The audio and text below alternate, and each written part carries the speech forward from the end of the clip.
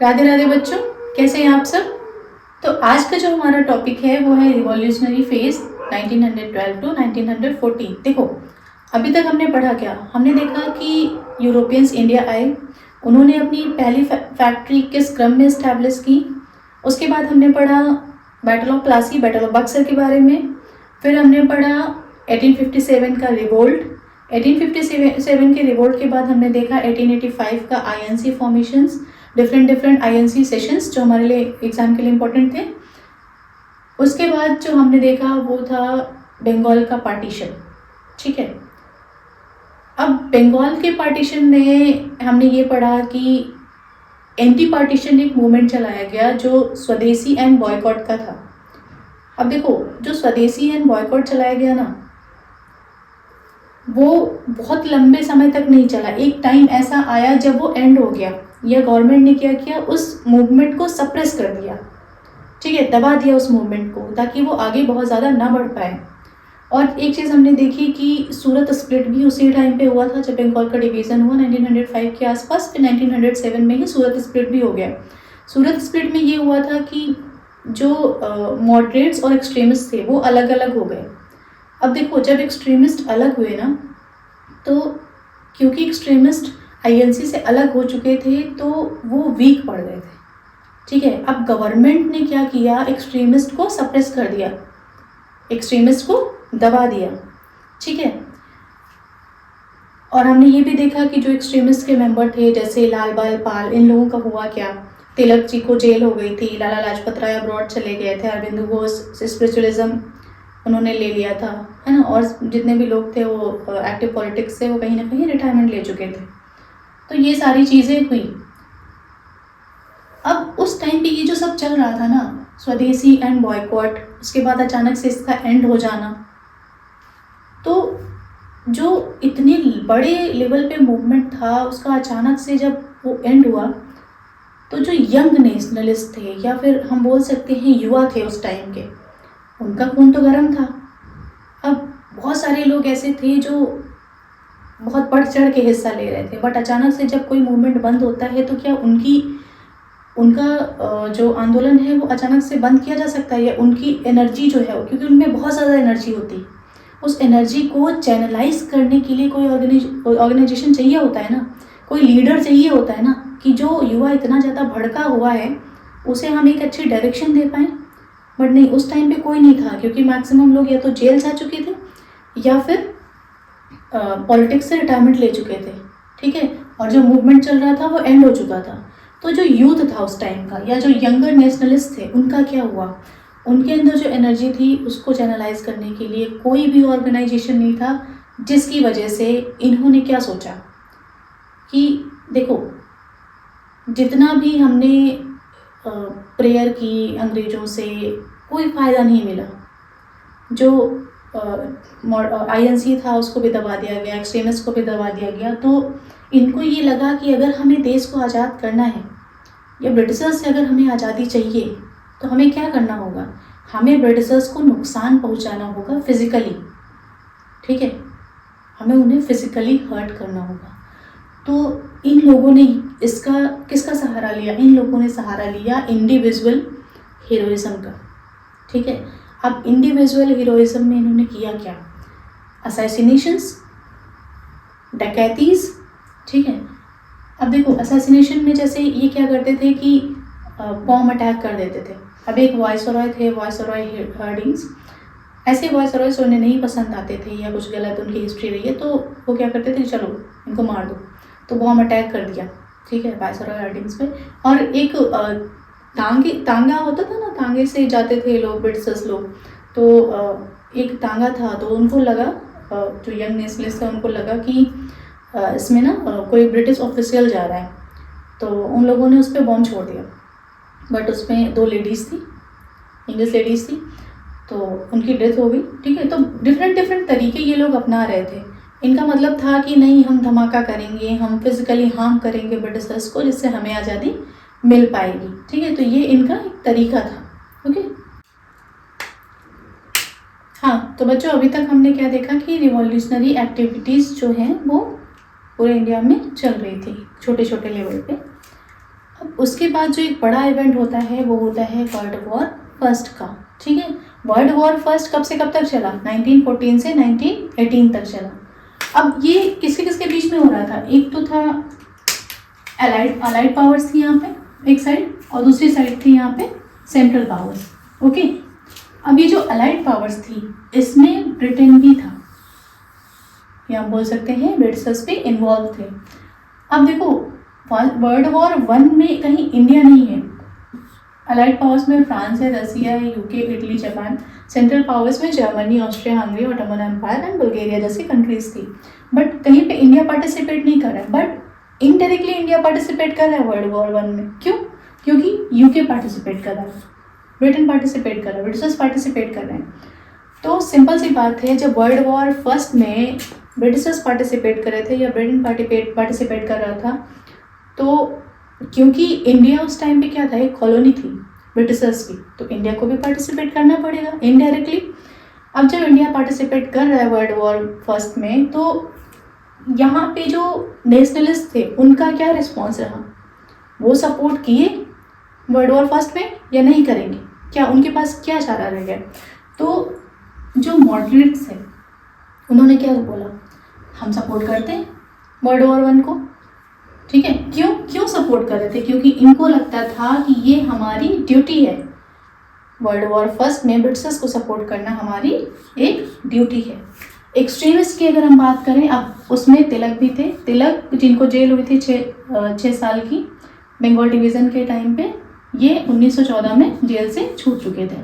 ठीक है, अब एक्सट्रीमिस्ट क्या चाहते थे? उन्होंने भी सपोर्ट किया वर्ल्ड वॉर वन में ब्रिटिशर्स को, बट क्यों? क्योंकि इनको लगता था, इनकी एक्सपेक्टेशंस बहुत हाई थी, इनको लगता था कि हम सपोर्ट कर देंगे ब्रिटिशर्स को वर्ल्ड वॉर वन में, तो उसके बदले में वो ग्रेटिट्यूड फील करेंगे, और ग्रेटिट्यूड के एवज में वो क्या करेंगे, हमें सेल्फ गवर्नमेंट दे देंगे। ठीक है, कि ठीक है आप ले लो सेल्फ गवर्नमेंट। तो ये एक्सट्रीमिस्ट का सोचना था। रिवॉल्यूशनरीज क्या कर रहे थे? रिवॉल्यूशनरीज क्या कर रहे थे, मौके का फ़ायदा उठाओ और ब्रिटिशर्स को मार भगाओ। उनको ये लग रहा था कि अभी ब्रिटिशर्स पे बहुत प्रेशर है, क्योंकि वो वर्ल्ड वॉर लड़ रहे हैं। तो जब इतना प्रेशर बाहर से क्रिएट हो रहा है, तो अंदर से भी प्रेशर बनाओ। ठीक है, और ज़्यादा एक्टिविटीज़ को हाई कर दो, रिवॉल्यूशनरी एक्टिविटीज़ को, जिसकी वजह से क्या होगा, ब्रिटिशर्स जो है वो भाग जाएंगे इंडिया छोड़ के। ठीक है, तो यहाँ पे क्या हुआ, मॉडरेट्स ने सपोर्ट किया, कुछ रिजल्ट निकला? नहीं। एक्सट्रीमिस्ट ने सपोर्ट किया, क्या सेल्फ गवर्नमेंट मिला? नहीं। रिवॉल्यूशनरीज क्या कर रहे थे, अपनी रिवॉल्यूशनरी एक्टिविटीज़ को और बढ़ा रहे थे। इन्हीं रिवॉल्यूशनरीज में से एक था गदर मूवमेंट पूछा जाता है, तो वो गदर पार्टी थी। ठीक है, गदर पार्टी नॉर्थ अमेरिका में बनी थी। ये लोग रिवॉल्यूशनरीज से जो वर्ल्ड वॉर वन का फ़ायदा उठा रहे थे ब्रिटिशर्स को बाहर भगाने का। ठीक है, अब हम देखेंगे कि गदर मूवमेंट क्या था, क्योंकि ये बहुत पूछ रहता है।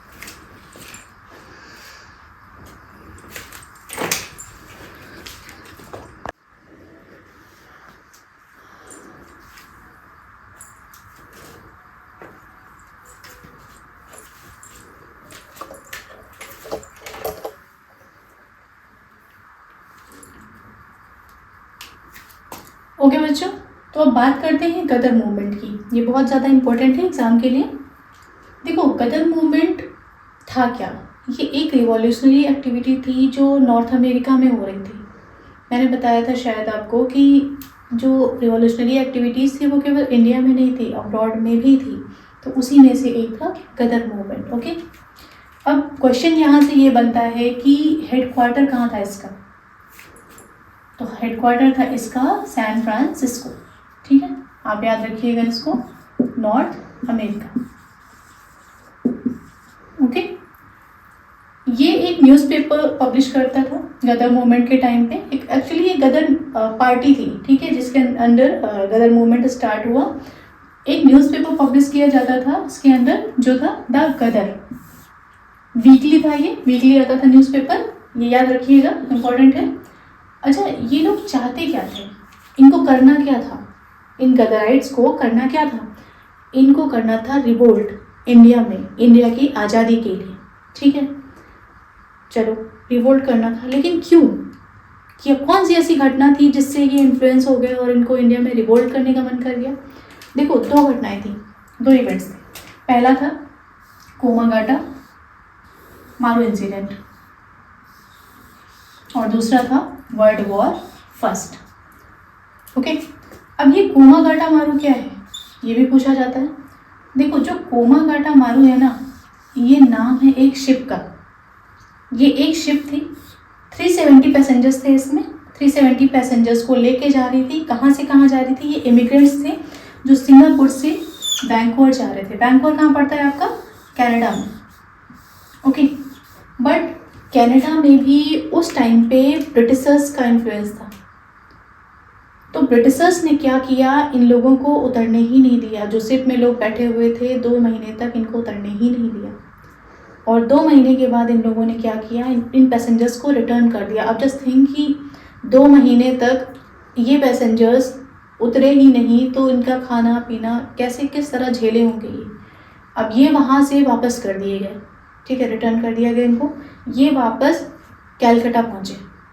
अब ये पैसेंजर्स पूरी तरह से परेशान, जो इसमें जनरली इंडियंस थे, ओके, सिख थे या फिर पंजाबी मुस्लिम्स थे। ये जब कैलकाटा आते हैं तो ब्रिटिशर्स क्या करते हैं, पुलिस भेजते हैं और एक ट्रेन जो पंजाब जा रही थी उसमें भरने की कोशिश करते हैं सबको। तो सब इनकार कर देते हैं वहाँ जाने से। तो उसमें इतनी झड़प होती है, इतना डिस्प्यूट होता है पुलिस के साथ कि हाथापाई हो जाती है, जिसकी वजह से क्या होता है, कई सारे जो पैसेंजर्स होते हैं, लगभग 22 के आसपास लोग, वो वहीं मारे जाते हैं, ठीक है। अब होता क्या है, ये जो कोमागाटा मारू घटना है ना, इसका जब पता चलता है गदराइट्स को, तो वो बहुत गुस्से में आते हैं। वो क्या सोचते हैं कि अब तो रिवोल्ट होगा, ठीक है, अब हम इंडिया जाएंगे। आप लोग, कुछ लोग तैयार हुए कि चलो इंडिया चलते हैं, रिवोल्ट करेंगे। दूसरी घटना थी वर्ल्ड वॉर फर्स्ट, ठीक है। वर्ल्ड वॉर फर्स्ट हमने बताया था कि रिवॉल्यूशनरीज जो थे वो क्या बोल रहे थे कि मौके का फ़ायदा उठाओ, ब्रिटिशर्स को मार भगाओ। तो ये दूसरा इन्फ्लुएंस था इनका, इससे इन्फ्लुएंस थे वो कि हमें रिवोल्ट करना है इंडिया में जाके, इंडिया की लड़ाई के लिए या इंडिया की फ्रीडम के लिए, इंडिया की इंडिपेंडेंस के लिए। ओके, तो ये हुआ। अब गदर पार्टी का फॉर्मेशन आपको याद रखना है। तो गदर पार्टी का फॉर्मेशन कब हुआ था? 1913 में। फाउंडर कौन था इसका, कौन कौन थे? मेन लाला हरदयाल का आपको याद रखना है। और भी मेंबर्स थे जैसे सोहन सिंह भाकना, तारकनाथ दास, जीडी कुमार, रामदास पुरी। ओके, अब ये सब हुआ, ठीक है। बट इस गदर मूवमेंट का भी एक एंड आना ही था। वो कैसे आया? ब्रिटिशर्स ने क्या किया, इसको भी बहुत अच्छे से सप्रेस कर ले गए। वो क्या हुआ? डिफेंस ऑफ इंडिया एक्ट लेके आ गया। डिफेंस ऑफ इंडिया एक्ट मतलब हम इंडिया के डिफेंस के लिए वर्क कर रहे हैं। अब इस एक्ट के थ्रू उन्होंने क्या किया, ब्रिटिशर्स ने डिटेंशन करने लगे, सबको डिटेन करने लगे, सबको अरेस्ट करने लगे, बट विदाउट ट्रायल।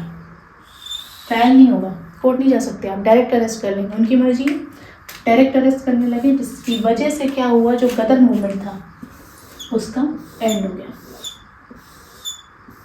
ठीक है। गदर मूवमेंट भी एंड हो गया, ठीक है। तो याद रखिएगा इसमें क्या क्या याद रखना है। गदर मूवमेंट कब हुआ, पार्टी का फॉर्मेशन 1913, फाउंडर लाला हरदयाल, पूछा जाता है। हेडक्वार्टर सैन फ्रांसिस्को, ये एक अब्रॉड से स्टार्ट हुआ था, नॉर्थ अमेरिका सैन फ्रांसिस्को इसका हेडक्वार्टर है। न्यूज़पेपर द गदर वीकली था ये, ओके। कोमागाटा मारू एक शिप का नाम है, ये आपको याद रखना है, ठीक है। बस इतना काफ़ी है, इस चीज़ से बस इतना ही पूछा जाता है गदर मूवमेंट से।